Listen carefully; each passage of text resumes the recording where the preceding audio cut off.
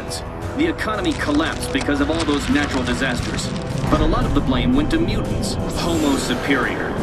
Some call them the next stage in human evolution. Others, a threat to our very existence. So now we've got these purifier cults springing up everywhere.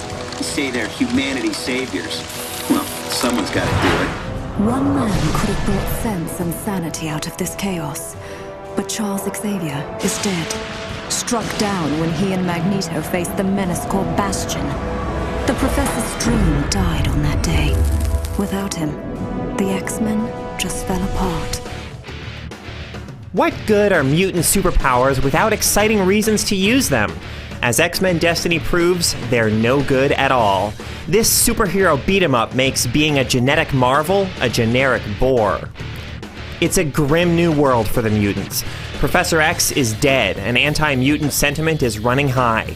You choose one of 3 characters, each with his or her own backstory. Whoever you choose, your mutant powers awaken when a mutant-human peace rally in San Francisco is attacked by anti-mutant thugs called Purifiers. As you come to terms with your powers, you're given many choices that let you align yourself more with Cyclops and the X-Men, or with Magneto and the Brotherhood. But these choices have almost no impact on the course of the game. You can make Brotherhood choices straight down the line, and you still end up fighting Magneto and Juggernaut in a boss battle. Aligning yourself with the X-Men from the get-go won't get you out of fighting Wolverine at one point. You go through all the same levels, fighting the same bosses alongside the same mutants. Some games give you real choice. Some create a convincing illusion of choice. X-Men Destiny just drops a bunch of meaningless choices in your path. The whole story feels sloppily thrown together, and unskippable dialogue sequences and spoken language that often doesn't match the subtitles only contribute to that feeling. Ourselves a mutie. Take this freak out at the knees. You're all right. Take a deep breath. What? Who is this? Don't be scared. I'm Emma Frost, and we're talking mind to mind. I'll coach you through this. You choose what type of power you want from one of 3 options: energy projection, shadow matter, and density control.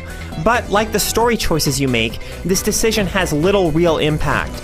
You spend most of your time fighting swarms of mindless purifier thugs, and mashing the buttons is all it takes to clobber these buffoons, regardless of which power you choose. Combat doesn't get much more dull and shallow than this. As you progress, you acquire new powers that make dealing with the Purifiers even easier, and there's some fun in unleashing your ultimate power and laying waste to dozens of bad guys at once. But the combat never rises above this monotony. Boss fights aren't much better. You might expect Gambit to fight with grace and skill, but here he's an idiot, attacking the empty air and giving you plenty of time to approach him from behind and safely attack him. You frequently fight alongside famous mutants as well as against them, but your AI partners often embarrass themselves, running up against walls or getting themselves stuck in the geometry. This is indeed one of the darkest hours the mutants have ever faced. You can customize your character by equipping various suits and offensive, defensive, and utility genes that you collect. This concept of swapping genes in and out at will actually works against the game. Instead of your character having a strong sense of identity, he or she just seems like an amorphous combination of the attributes of other mutants. When you're not fighting, you make your way through the ruins of San Francisco. Traversing this environment as a superhero should be fun, but there's no joy in movement in X-Men Destiny. The levels are restrictive areas that direct you from one location to the next, with piles of rubble and other unconvincing obstacles blocking your attempts at exploration. Shiny railings indicate things you need to climb on to progress, and the complete lack of freedom makes you feel less like a powerful mutant and more like a rat in a maze being shuffled from one dull battle to another. On top of it all, Destiny is an ugly game.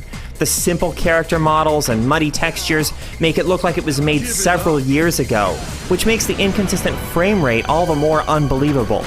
You can breeze through this adventure in under 6 hours, and because your choices have so little impact, there's no compelling reason to revisit it once you're done.